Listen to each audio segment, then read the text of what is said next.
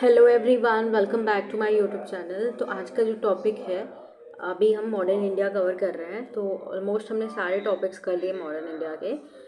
इससे पहले हमने क्या देखा था, कैबिनेट मिशन देखा था। उससे पहले वेबल योजना देखी थी, वेबल प्रस्ताव आया था। उससे पहले शीआर फार्मूला देखा था, स्क्रिप्स मिशन देख लिया था। तो आज का जो टॉपिक है वो हम पहुँचेंगे आज भारत विभाजन पे। हमने नौसेना विद्रोह भी देखा था। और अभी हम आए हैं कहाँ पे, भारत का विभाजन एवं स्वतंत्रता। ठीक है, इसके बाद हम पहुंच जाएंगे जो एकदम लास्ट टॉपिक है, उसके पीवाईक्यू देखेंगे। तो इसमें आपको पहले बता दो हम क्या देखते हैं। UPSC PCS like MPPCS, BPSC, UPPCS के एग्ज़ाम के क्वेश्चंस, इंटर कॉलेज जीआईसी जो है उसके गवर्नमेंट इंटर कॉलेज के क्वेश्चंस होंगे, यूपीएससी आईएएस के क्वेश्चंस होंगे। तो पीवाईक्यू डिस्कस करेंगे और हम इसको डिस्कस करेंगे इस टॉपिक को थोड़ा। ठीक है, भारत का विभाजन एवं स्वतंत्रता। तो भारत की स्वतंत्रता के समय जो रहते हैं जो ब्रिटेन होते हैं, ब्रिटेन के प्रधानमंत्री कौन होते हैं, तो एटली बनते हैं। एटली लेबर पार्टी की सत्ता बन जाती है। ठीक है, लेबर पार्टी की सत्ता बन जाती है। और इस टाइम कौन बन जाते हैं, एटली। चर्चिल पहले रहता है। अब ये देखिए, एटली बन जाते हैं और ये लेबर पार्टी से होते हैं। तो इनका जो कार्यकाल है 1945 से 1951 था। और क्लीमेंट आर एटली इनका पूरा नाम है। इस दौरान ब्रिटेन में लेबर पार्टी की सत्ता बन जाती है 1945 के बीच में।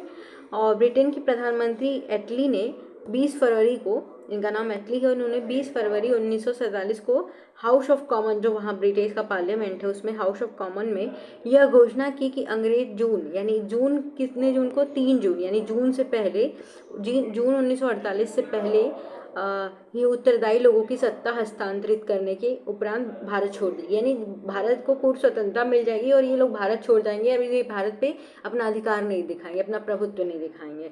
ऐसा इन्होंने बोला। क्यों क्यों बोल रहे थे, क्योंकि अभी इस टाइम क्या हुआ था, जो अंग्रेज थे, जो ब्रिटिशर थे, ब्रिटेन में द्वितीय युद्ध हुआ था। अब इनके पास सेना और लोग कम हो गए थे, जनसंख्या में कमी, क्योंकि युद्ध में मारे गए थे। और भारत को कंट्रोल करने के लिए एक जनसमूह भेजना पड़ेगा भारत में। तो दुर्बल हो गया था, मतलब दुर्बल हो गए थे, जनसमूह दुर्बल हो गया था। और इसके वजह से अब ये भारत को स्वतंत्र कर रहे हैं। दबाव भी बनाया गया था इनके मित्र राष्ट्रों द्वारा।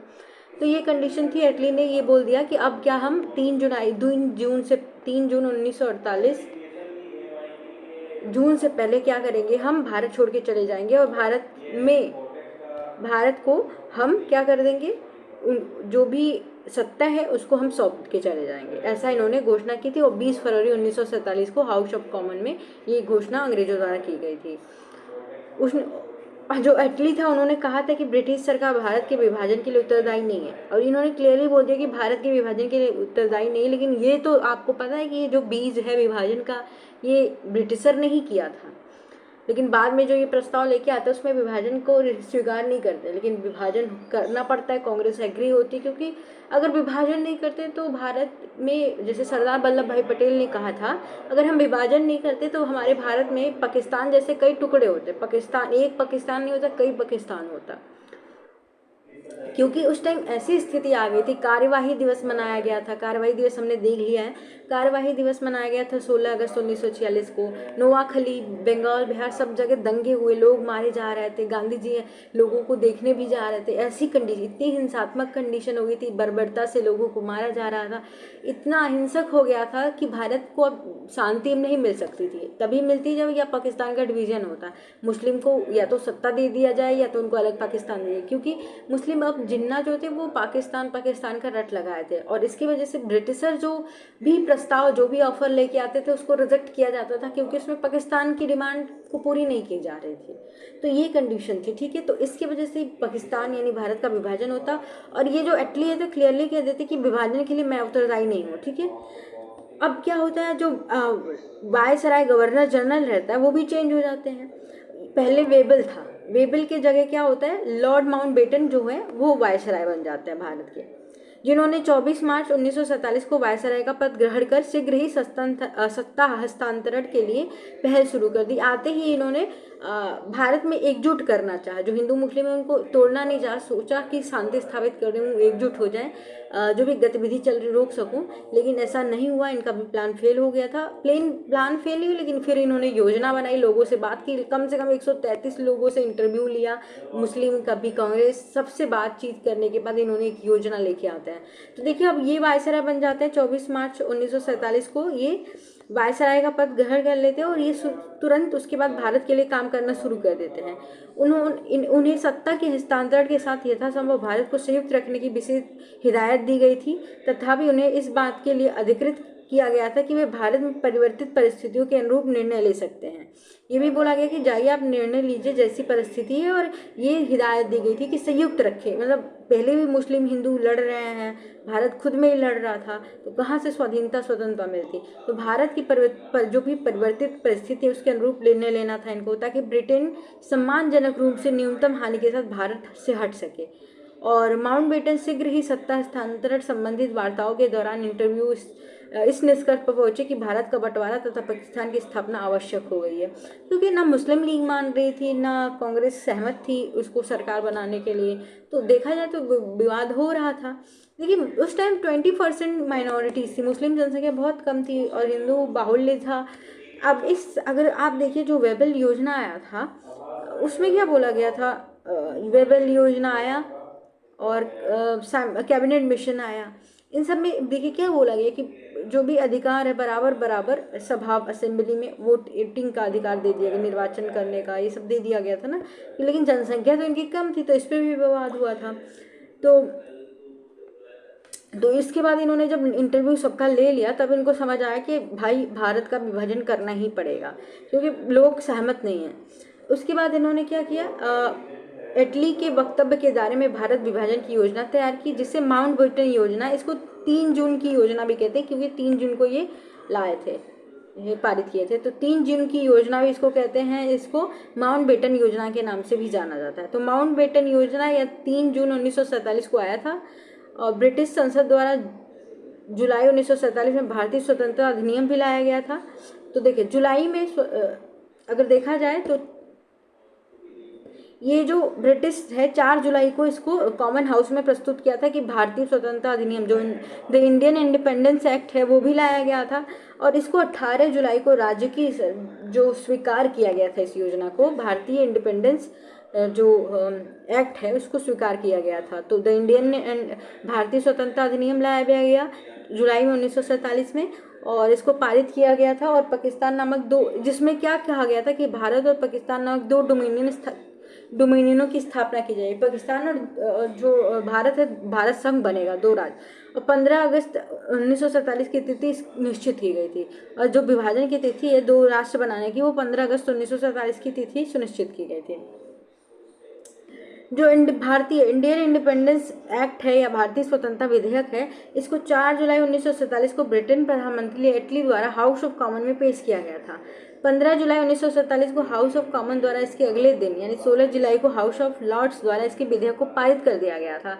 तत्पश्चात यानी 18 जुलाई 1947 को क्या हुआ था, इसको स्वीकृति मिली थी, राज्य की स्वीकृति मिली थी। तो ये पूछा गया क्वेश्चन है, ठीक है। 24 मार्च से 6 मई तक क्या हुआ था 1947 के बीच भारतीय नेताओं के साथ यानी 131 लोगों के साथ जो माउंटबेटन है उन्होंने इंटरव्यू किया और तय किया कि कैबिनेट मिशन की रूपरेखा जो थी अव्यवहारिक हो चुकी है।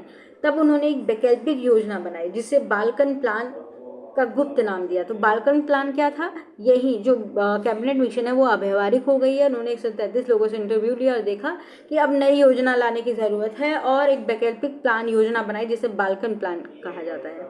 ब्रिटिश भारत के viceroy Lord Mountbatten British Bharat अभी स्वतंत्र नहीं, ब्रिटिश भारत के वायसराय लॉर्ड माउंटबेटन द्वारा भारत और पाकिस्तान के बीच पंजाब और बंगाल में सीमाओं के निर्धारण के लिए 30 जून 1947 को पंजाब सीमा आयोग और बंगाल सीमा आयोग के नाम से 2 आयोग गठित किए गए। अब विभाजन के लिए तो बाउंड्री बनानी पड़ेगी ना कि ये कौन सा भाग है। तो देखिए बांग्लादेश जो पहले बंगाल था, बंगाल 2 भागों में बट गया था, एक तो ईस्ट बंगाल और एक वेस्ट बंगाल। तो ईस्ट बंगाल वाला जो क्षेत्र था वो पाकिस्तान बन रहा था और ये भारत बन रहा था, और असम का जो सिलहट वाला क्षेत्र था वो भी इस पाकिस्तान में जा रहा था। अब यहाँ पे जो सीमांत गांधी थे ना, खान अब्दुल गफ्फार, जिसको सीमांत गांधी कहा जाता था, जिन्होंने लाल कुर्ती नाम से जाना जाता है, तो नॉर्थ वेस्ट फ्रंटियर प्रोविंस जो था ना, जो पंजाब के इधर था, तो पंजाब को भी ईस्ट वेस्ट में बांट दिया गया था। और यहाँ जो नॉर्थ ईस्ट प्रोविंस है, यहाँ पे जनमत हुआ था, यहाँ पे जनमत हुआ था।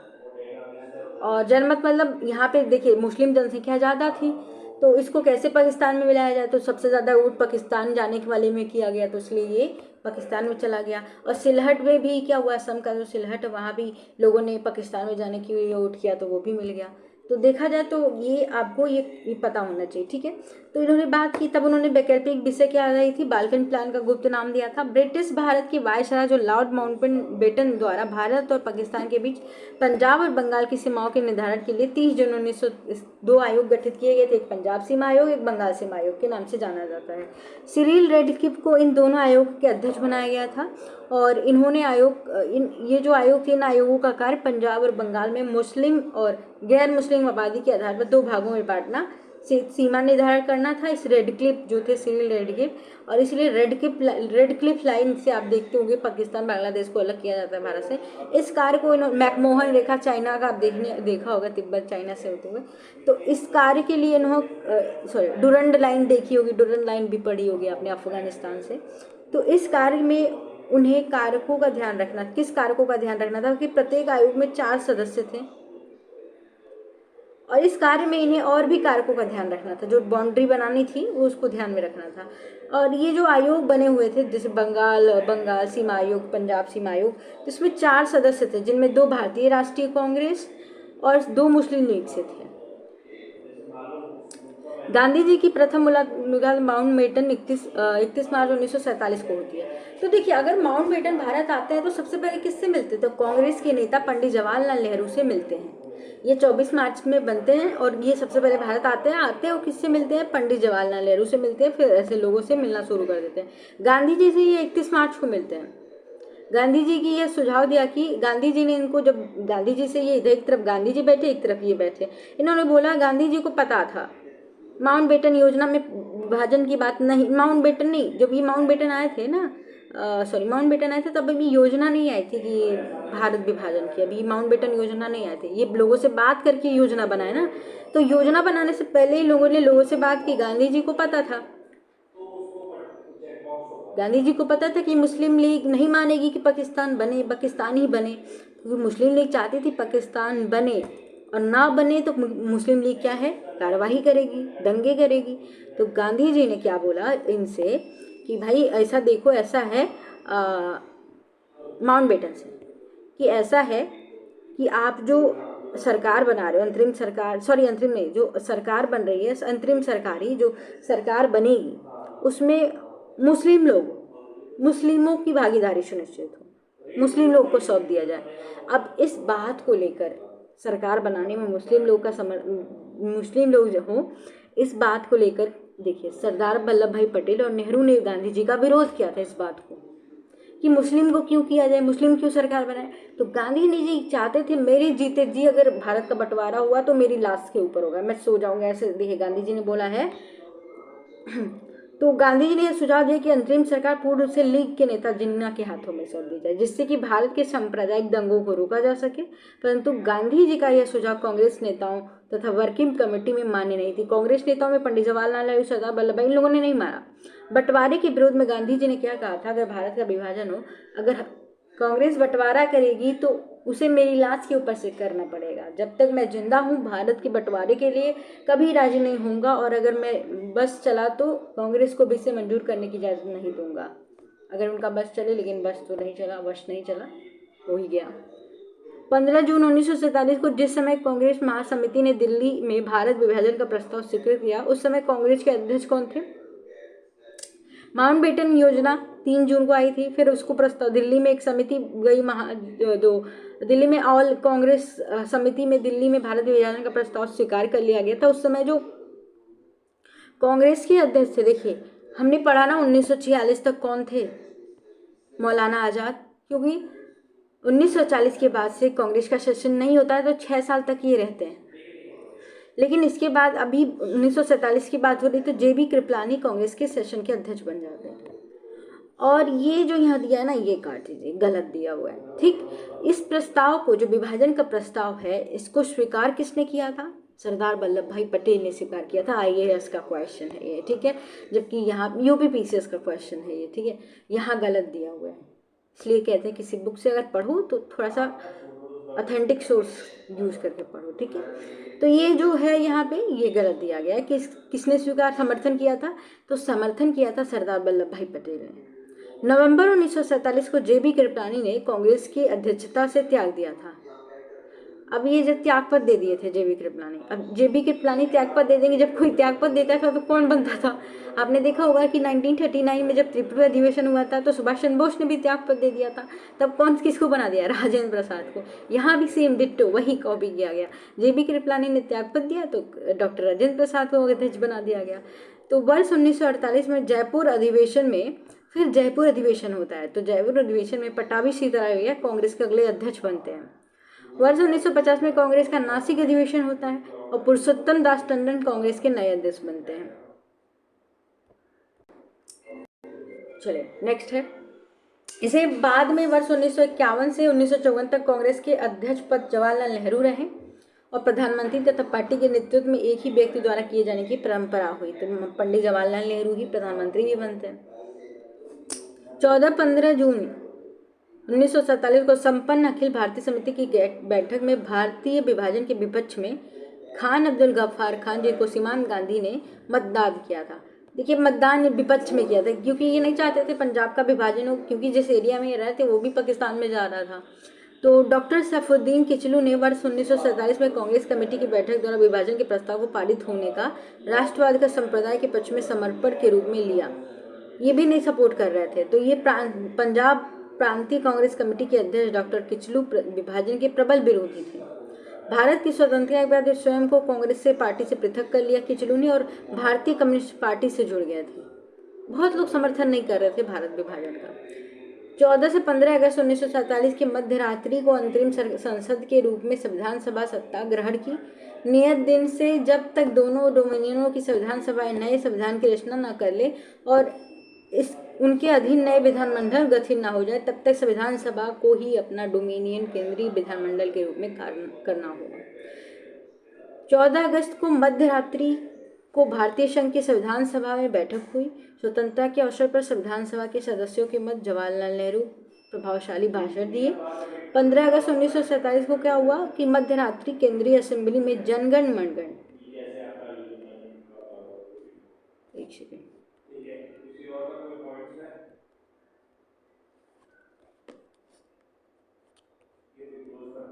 जस्ट 1 मिनट, कोई प्रॉब्लम हो गई थी।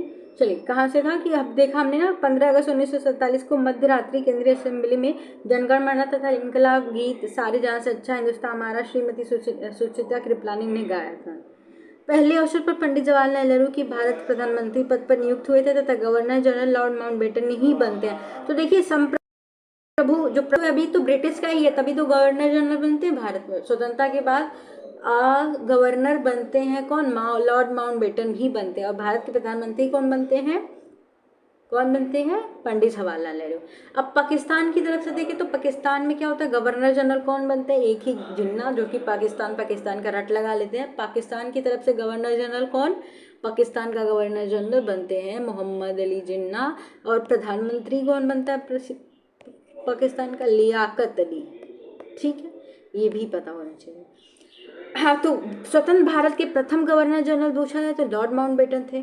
और स्वतंत्र भारत के प्रथम भारतीय गवर्नर जनरल थे, जो कि आखिरी गवर्नर जनरल होंगे, चक्रवर्ती राजगोपाली, जो कि मद्रास के सीएम बनेंगे। श्री राजगोपाली वर्ष 1948 के दौरान स्वतंत्र भारत के प्रथम भारतीय अंतिम गवर्नर जनरल थे। इस पद पर वे 26 जनवरी 1950 तक रहते हैं, जब हमारा संविधान लागू होता है। और वर्ष 1952-1954 तक वे मद्रास के मुख्यमंत्री रहे हैं। वर्ष 1959 के विभिन्न मुद्दों पर कांग्रेसी नेताओं में मतभेद के कारण उन्होंने कांग्रेस छोड़कर स्वतंत्र पार्टी का गठन किया था। और स्वतंत्र भारत के प्रथम विधि मंत्री की बात करें तो वो भीमराव अम्बेडकर थे। और स्वतंत्र भारत की स्वतंत्रता के समय महात्मा गांधी ने सलाह पर इन्हें केंद्रीय विधि मंत्री पद संभालने का न्योता दिया गया था। इस भूमिका में उन्होंने संविधान प्रारूप समिति के अध्यक्ष के रूप में कार्य किया था। और भारतीय राष्ट्रीय नेता 26 जनवरी को तिथि को यादगार बनाना चाहते थे। और इसी कारण क्या हुआ, 26 जनवरी को हम क्या पढ़ते हैं, हमारा संविधान लागू हुआ। 26 जनवरी 1950 को संविधान लागू हुआ था।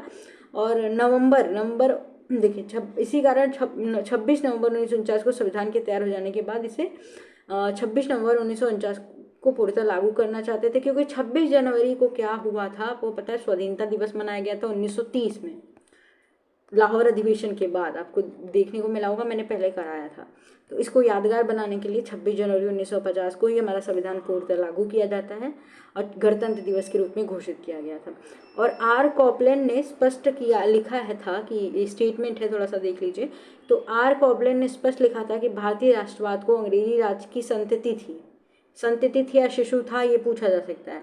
परंतु ये जो कोपलैंड स्टेटमेंट दिया है इसके विरोध में देखिए क्या बोला गया है। ये परंतु कोपलैंड महोदय यह कहना भूल गए कि भारतीय राष्ट्रवाद एक अनैच्छिक संतति थी जिसे इन्होंने जन्म के समय दूध पिलाने से इनकार कर दिया और फिर उनका गला घोटने का प्रयत्न किया।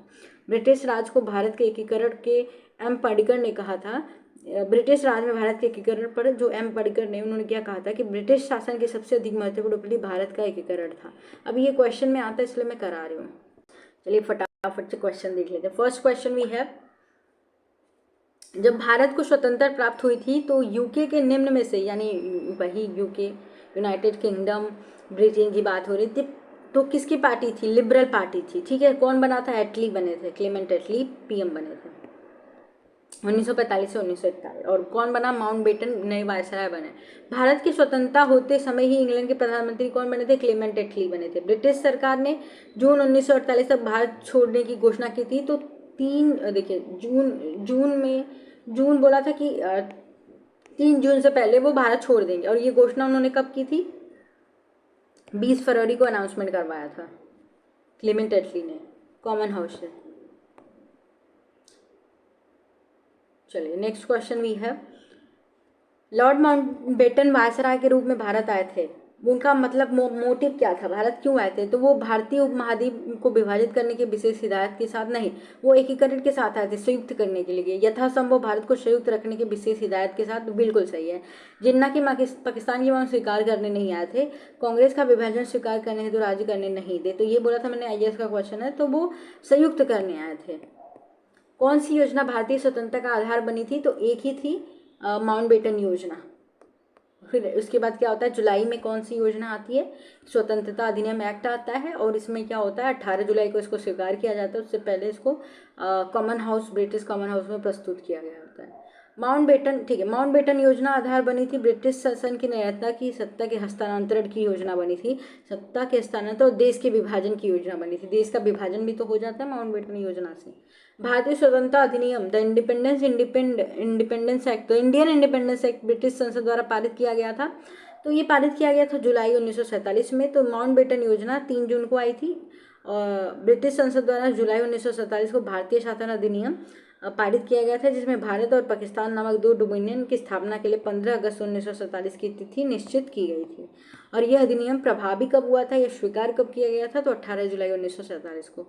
भारतीय स्वतंत्रता अधिनियम 1947 प्रभावित हुआ था, तो 18 जुलाई 1947 को भी हमने किया ही ऊपर।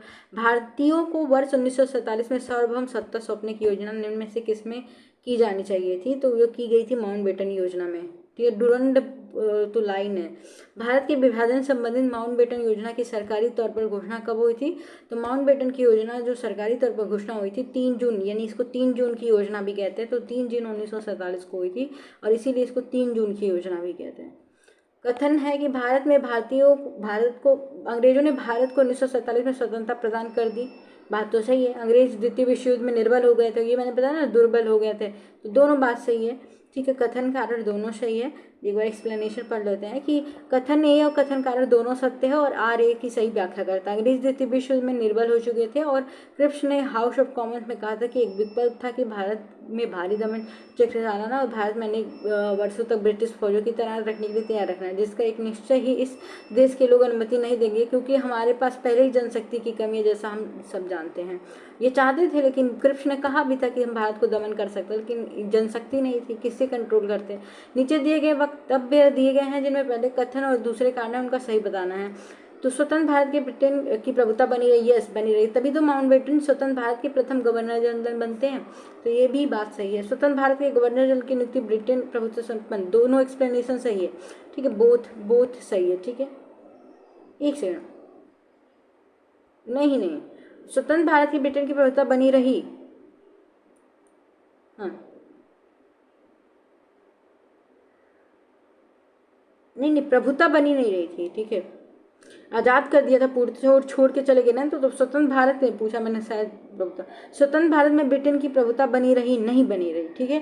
भारत को सब दे दिया गया ना, भारत ने अपनी सरकार बनाई, पाकिस्तान अलग बन गया, नहीं बनी नहीं रही, तभी तो प्रधानमंत्री बने। लेकिन ये हुआ था, भारत के गवर्नर जनरल नियुक्ति ब्रिटेन की प्रभुता संपन्न शासक ने की थी, तो ये बात सही। लेकिन अब ब्रिटेन के थे, भारत का वो जो शासक थे अब नहीं है, तो देखिए ए गलत है परंतु आर सही है, ठीक है। चलिए नेक्स्ट है, भारतीय स्वाधीनता विधेयक को राज्य की स्वीकृति कब प्रदान मिली थी? तो ये मिली थी 18 जुलाई 1947 को मिली थी, इसको स्वीकार और प्रभावी हुआ था ये उससे। भारत का विभाजन बाल्कन प्लान क्या था? बाल्कन प्लान जो था, देखिए वो माउंटबेटन की ही प्लान थी, तो माउंटबेटन की मस्तिष्क का था ये प्लान, ठीक है। 1947 में भारतीय राष्ट्रीय कांग्रेस के देश के विभाजन के लिए मुख्य रूप से इसलिए सहमत हुई क्योंकि जो कांग्रेस थी देश के विभाजन के लिए सहमत क्यों हो गई थी 1907? उन्हें द्वै राष्ट्र सिद्धांत स्वीकार करना था? नहीं। उन्हें ब्रिटिश सरकार के द्वारा थोपा गया कांग्रेस के इस्तेमाल में निस्सहाय थे? नहीं। बड़े पैमाने पर सांप्रदायिक दंगों को रोकना चाहती थी, तो इसलिए, ठीक है, क्योंकि अभी कार्यवाही दिवस 1946 में हुई थी और नोआखली जो बंगाल का है उस जगह पे कितने कांड हुए, कैसे लोगों को मारा गया, ये सब चीज़ें। नेक्स्ट क्वेश्चन, भारतीय राष्ट्रीय कांग्रेस ने माउंटबेटन योजना स्वीकार किया था? वह द्विराष्ट्र सिद्धांत मानती थी? नहीं मानती थी, तो ए सही है परंतु आर गलत है। भारत के विभाजन के विकल्प के रूप में गांधी जी ने माउंटबेटन सुझाया था, माउंटबेटन को सुझाया था कि भाई जो भी सरकार बन रही है उनको ले लो, नेहरू एवं जिन्ना को साथ सरकार बनाने के लिए आमंत्रित करें, नहीं जिन्ना को सरकार बनाने के लिए आमंत्रित करें, ऐसा बोल दिया था, क्योंकि गांधी जी विभाजन नहीं चाहते थे और मुस्लिम लीग को चाहते थे पावर दे दिया जाए, सो दैट वो विभाजन का नाम नहीं ले। रेड क्लिफ समिति किस लिए नियुक्त की गई थी? तो रेड क्लिफ समिति जो थी पूर्वी बंगाल के दंगों की जांच करने, भारत और पाकिस्तान के बीच सीमाओं का निर्धारण करने के लिए, ठीक है। भारत विभाजन के संदर्भ में 1947 में प्रयुक्त सीमा आयोग की अध्यक्षता किसने की थी? तो सीमा आयोग जो है रेड क्लिफ ने की थी। तो रेड क्लिफ ने 17 अगस्त 1947 को भारत विभाजन के बाद भारत और पाकिस्तान के बीच सीमा बन गई थी। सर सिरिल रेडक्लिफ की अध्यक्षता में सीमा आयोग द्वारा रेखा का निर्धारण किया गया था और 28 मिलियन लोगों के बीच 4,50,000 किलोमीटर स्क्वायर क्षेत्र में न्यायोचित रूप से विभाजित करने के लिए अधिकृत किया गया। भारत के विभाजन को टालने के अंतिम अवसर समाप्त हो गए थे, जो अंतिम अवसर समाप्त हो गए हैं थे जब कैबिनेट मिशन को अस्वीकार करने के साथ ही, ठीक है। कैबिनेट मिशन को पहले तो मुस्लिम लीग स्वीकार करती है, पर बाद में नहीं स्वीकार करती है, ठीक है। पहले तो जून में स्वीकार करती है, फिर जुलाई में इसको अस्वीकार कर देती है। 15 जून 1947 को कांग्रेस के दिल्ली अधिवेशन में भारत के विभाजन का प्रस्ताव स्वीकृत हुआ। इस अधिवेशन के अध्यक्ष कौन थे? तो JB कृपलानी थे। बाद में ये भी त्यागपत्र दे देंगे और फिर कौन बनेगा? राजेंद्र प्रसाद। राजेंद्र प्रसाद के बाद फिर बनेंगे पट्टाभी सीतारामैया, फिर ऐसे ऐसे आगे बढ़ता जाएगा। सन 1947 में भारतीय राष्ट्रीय कांग्रेस के दिल्ली अधिवेशन की अध्यक्षता किसने की थी? तो दिल्ली अधिवेशन की अध्यक्षता की थी JB कृपलानी ने। नई बैठक 1947 में आयोजित अखिल भारतीय कांग्रेस समिति की बैठक में निम्नलिखित में से किसने विभाजन के प्रस्ताव का समर्थन किया था? तो देखिए ये गलत है, क्वेश्चन का आंसर गलत दिया गया है यहाँ पे। सरदार वल्लभ भाई पटेल ने माउंटबेटन की योजना में भारत विभाजन को समर्थन किया था दिल्ली में, तो ये सही है। निम्नलिखित में से किसने 1947 में कांग्रेस समिति की बैठक में विभाजन के प्रस्ताव को पारित होने का राष्ट्रवाद का सांप्रदायिक पक्ष के समर्पण के रूप में कहा था? ऐसा किचलू ने कहा था, वो पढ़ा था हमने। अखिल भारतीय कांग्रेस कमेटी 11 से 14 जून 1947 को संपन्न हुई बैठक में भारत विभाजन के विपक्ष में किसने मतदान किया था? खान अब्दुल गफ्फार खान, जो सीमांत गांधी जिनके नाम से जाना जाते हैं। 14-15 अगस्त 1947 की मध्य रात्रि के अंतरिम संसद के रूप में किसने सत्ता ग्रहण की थी? तो किसने ग्रहण की थी? संविधान सभा ने। 14 से 15 अगस्त 1900 मध्य रात्रि केंद्रीय असेंबली में इकबाल के गीत हिंदुस्तान हमारा जनगण किसने गाया था? तो एक ही लोग गाई थी, सुचित्रा कृपलानी। सुचित्रा कृपलानी का रोल भी आपने देखा होगा, भारत छोड़ो आंदोलन में अंडरग्राउंड होकर, ये भूमिगत होकर रेडियो प्रसारण के टाइम पे जब लोग कर रहे थे उस टाइम हेल्प कर रही थी। उषा मेहता का नाम सुना होगा, राम मनोहर लोहिया। पहले अवसर पर भारत के प्रधानमंत्री नियुक्त किए गए थे, तो प्रधानमंत्री बने थे पंडित जवाहरलाल नेहरू, और जो गवर्नर जनरल बना था माउंटबेटन बना था। स्वतंत्र भारत के प्रथम गवर्नर जनरल कौन थे? तो माउंटबेटन, लॉर्ड माउंटबेटन। ठीक है, निम्नलिखित में से कौन स्वतंत्र भारत का प्रथम गवर्नर जनरल था? Lord Mountbatten. स्वतंत्र भारत का अंतिम गवर्नर जनरल सी राजगोपाल और स्वतंत्र भारत के प्रथम भारतीय गवर्नर जनरल यही थे। स्वतंत्र भारत के पहले भारतीय गवर्नर जनरल कौन थे? तो सी राजगोपालाचारी, जो बाद में जाके अलग बनाते हैं और मद्रास के सीएम बनते हैं। भारत के प्रथम व अंतिम गवर्नर जनरल थे, भारत के अंतिम गवर्नर जनरल थे सी राजगोपालाचारी। भारत का अंतिम वायसराय कौन था? तो भारत का अंतिम वायसराय कौन था? तो यहाँ दिया नहीं है कि बस सी राजगोपालाचारी देते तो हम लगा देते। तो भारत के अंतिम वायसराय लॉर्ड माउंटबेटन थे विभाजन के बाद। स्वतंत्र भारत के प्रथम विधि मंत्री जो अम्बेडकर बने थे, BR अम्बेडकर। और बिल्कुल प्रारंभ में भारत के राष्ट्रपति के पद पर आसीन व्यक्तियों का निम्नलिखित में से कौन सा एक सही क्रम है? सी राजगोपालाचारी बनते हैं, राजेंद्र प्रसाद बनते हैं। स्वतंत्र भारत के प्रथम राष्ट्रपति कौन बनते हैं? राजेंद्र प्रसाद बनते हैं, S राधाकृष्णन बनते हैं, जाकिर हुसैन बनते हैं और BB गिरी बनते हैं। तो ये पूछा है CA से, याद होना चाहिए। तो कौन बने थे? राजेंद्र प्रसाद, S राधाकृष्णन, जाकिर हुसैन और BB गिरी। ठीक है, लॉर्ड माउंटबेटन की अध्यक्षता में, एक सेकेंड, हाँ यही क्वेश्चन है। लॉर्ड माउंटबेटन की अध्यक्षता में बनी विभाजन परिषद में भारतीय राष्ट्रीय कांग्रेस का प्रतिनिधित्व किसने किया था? तो जवाहरलाल नेहरू और सरदार पटेल ने किया था। हाँ, सरदार वल्लभ भाई पटेल ने किया था। माउंटबेटन योजना जो 3 जून को आई थी, 3 जून योजना भी कहते हैं, निम्नलिखित किन प्रांतों में लोक निर्णय संस्तुति की थी? तो देखिए, एक तो उपयोग में से सभी। मोर क्वेश्चन फ्री है। चलिए ये डिस्कस कर लेते हैं जल्दी से। भारत के विभाजन के समय भारतीय राष्ट्रीय कांग्रेस के अध्यक्ष कौन थे? तो JB कृपलानी। बाद में ये भी इस्तीफा दे देते, तो कौन बनता है? राजेंद्र प्रसाद। 15 अगस्त 1947 को निम्नलिखित में से कौन भारतीय राष्ट्रीय कांग्रेस का अध्यक्ष बनता है? तो भारतीय राष्ट्रीय कांग्रेस के जो अध्यक्ष बनते हैं वो JB कृपलानी बनते हैं। भारतीय राष्ट्रीय कांग्रेस के 1946 में मेरठ में आयोजित अधिवेशन की अध्यक्षता किसने की थी? तो JB कृपलानी ने की थी। अध्यक्ष भी, मेरठ की अध्यक्षता भी इसने की थी। अंग्रेजों द्वारा भारतीयों को 1947 में सत्ता हस्तांतरित किए जाने के समय कांग्रेस के अध्यक्ष कौन थे? JB कृपलानी। अगस्त 1947 से स्वतंत्रता दिवस के समारोह में निम्नलिखित में से कौन नेता कहीं भी सम्मिलित नहीं हुए थे? तो देखिए, महात्मा गांधी नहीं थे, तब ये नोआखली में थे और लोग गाँव गाँव में घूम रहे, ठीक, क्योंकि विभाजन से संतुष्ट नहीं थे। संविधान को 26 जनवरी के दिन लागू करने का निर्णय इसलिए लिया गया था क्योंकि यह शुभ दिन था। नहीं, 26 जनवरी को लागू करने का मतलब था 26 जनवरी 1930 को क्या हुआ था कि हमने स्वाधीनता दिवस मनाया था, और लाहौर में आपने पता है रावी नदी के तट पे 1929 में जो हुआ था, उसके बाद 26 जनवरी को स्वाधीनता दिवस मनाया गया था। तो इसीलिए कांग्रेस ने स्थिति को 1930 में स्वतंत्रता दिवस के रूप में मनाया गया था, इसलिए 26 जनवरी को हमारा संविधान लागू किया गया, क्योंकि इस दिन को यादगार बनाना चाहते थे। 26 जनवरी और 26 नवंबर बहुत इंपॉर्टेंट है। भारतीय राष्ट्रवाद ब्रिटिश राज का शिशु था या संतति था, ये किसने कहा था? कॉपलैंड ने कहा था। और निम्नलिखित में से किसने कहा था कि ब्रिटिश शासन की सबसे अधिक महत्वपूर्ण उपलब्धि भारत का एकीकरण था? ऐसा किसने कहा था? पर्रिकर ने, M पर्रिकर ने कहा था। भारतीय स्वतंत्रता अंग्रेजी महाराज था। सबसे लास्ट क्वेश्चन, आई थिंक अब ओवर हो गया। भारतीय स्वतंत्रता के समय अंग्रेजी महाराज था, तो राजा जो था, किंग था, जॉर्ज सस्टम थे। जॉर्ज पंचम तो उस टाइम आए थे हॉर्डिंग के टाइम पे, जब 1912 में दिल्ली राजधानी स्थानांतरित हुई थी कोलकाता से, ठीक है, और जो बंगाल विभाजन रद्द किया गया था, ठीक है। तो आई होप आपको क्लियर हो गया होगा।